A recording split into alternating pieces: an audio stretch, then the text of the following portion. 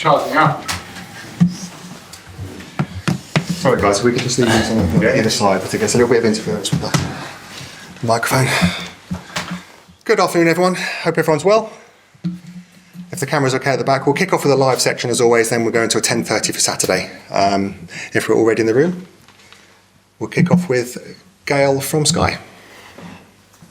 Afternoon. Hi. Just check in on some fitness issues. I guess the biggest is David Raya after we missed the game in midweek, and everyone else okay? Ben White edging closer, maybe this week, next week? Yeah, Raya. with David is still uncertain. We have another session tomorrow, another 48 hours, so we have to wait and see. Ben is definitely out, he hasn't trained with us yet, so he's not going to be available. And no other news from the game against Girona. In terms of Raya's injury, can you just expand as to what it is? It's a muscular issue, so we have to wait and see. I'm sure you're very well aware, there's just many days left until the deadline. How optimistic, confident are you that there may be some attacking reinforcements in the way? Well, I'm very confident with the work that the club is doing and exploring every single opportunity that we believe it can have an impact in the team. And if that's certainly the case and we can agree something, we will. And if not, we won't. Does it look like you might be? We are trying everything that we can, but I don't want to give any reassurance or not. I don't know. It doesn't depend only on us. So our intention is clear, but the possibilities are affected by three parties. Okay. The drama of the City game a few months ago, it was an amazing game and kind of fallout took up almost as much as the game itself afterwards. I wonder if you had the sense that all the stuff that happened towards the end, whether your players have kind of got a bit of a point to prove, there's a bit of a niggle, there's a bit of unfinished business there as you head into Sunday, and whether or not you can really use that. The business is to try to be better than them, to beat them. That's it. And the only thing I review is what happened on that match. How competitive it gets is normal when two big teams want to win the game, and nothing else from that side. And how do you reflect on that game now? Very disappointed with everything that we did for 98 or 99 minutes, but it's what it is. Part of that fallout, just finally for me, there's a sort of a lot of tension between yourself and some of the things that were said about City. I know that you and Pep afterwards exchanged certain words and conversations in the press conference. No, only positive ones.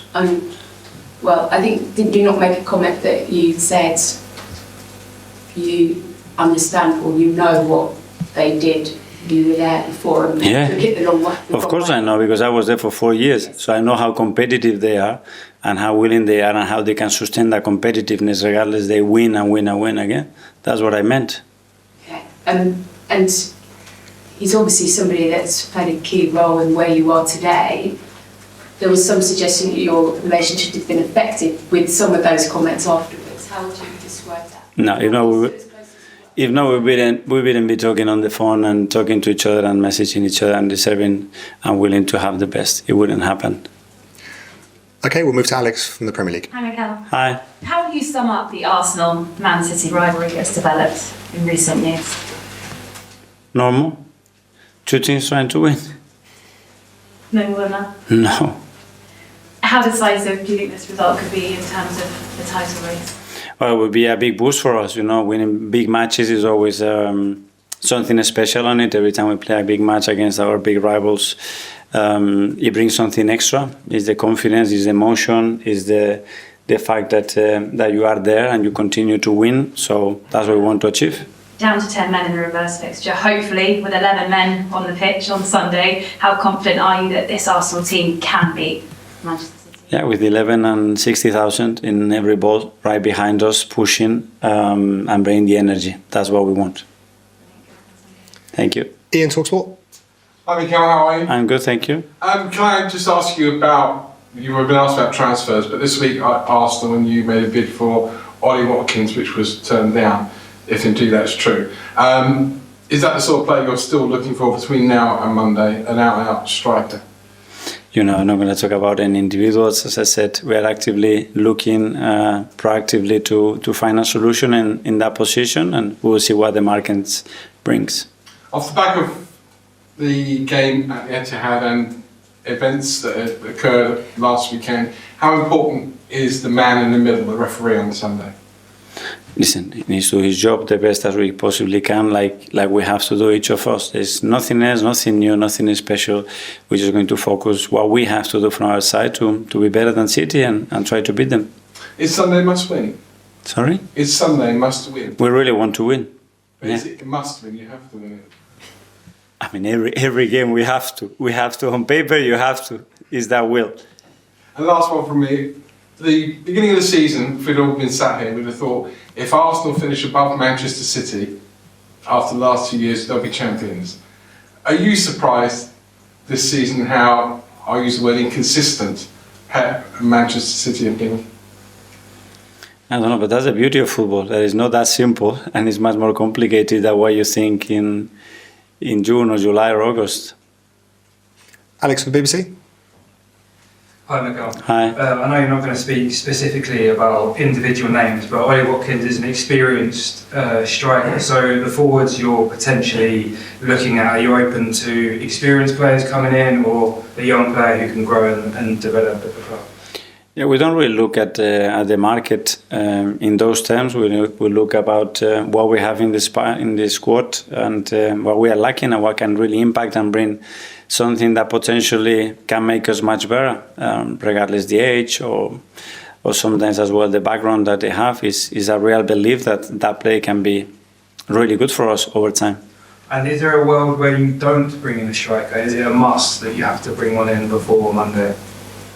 But it doesn't depend on us. We have the intention, the purpose and the ambition to try to help the team and support the squad to be better and to finish the season really, really strong. And we are actively trying to do that.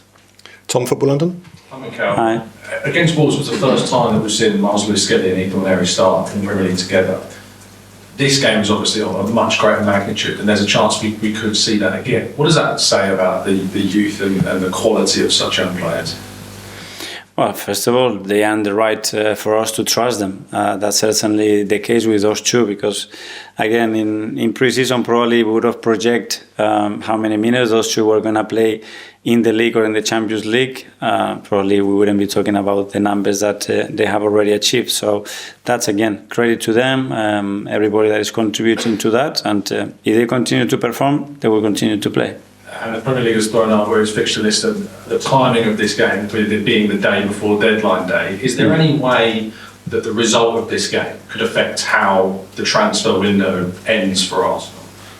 No, the result, no. I mean, hopefully not, but obviously something happens that obviously is not planned and would put the squad in a much dangerous position.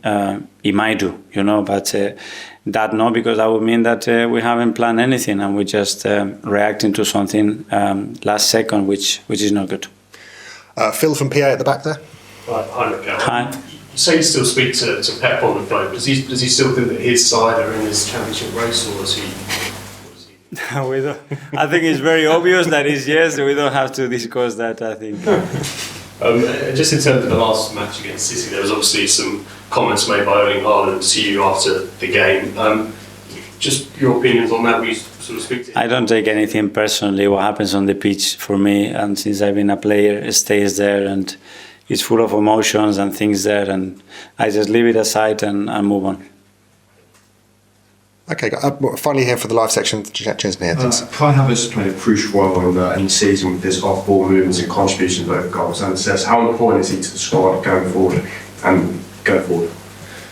Yes, very much. Obviously, he's been our main striker now for a while, and he's producing some big numbers, and his work rate is unbelievable. Not only that with what we're demanding to do in our model, his availability has been exceptional. So he's always there, and we are very happy to have him. Okay, guys, that finishes the live section. We'll now go to